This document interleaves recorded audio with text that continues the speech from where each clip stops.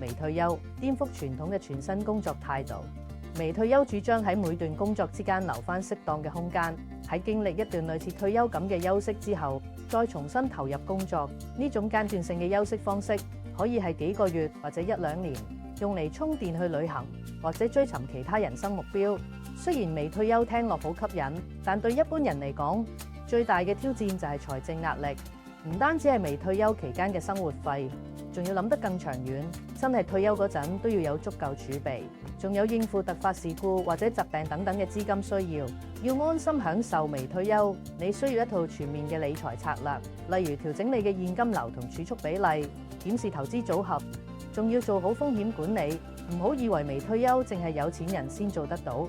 其實只要定一個你真心想實現嘅目標，要達成冇你想象中咁難。隨時揾我傾下，一齊設計你嘅微退休方案。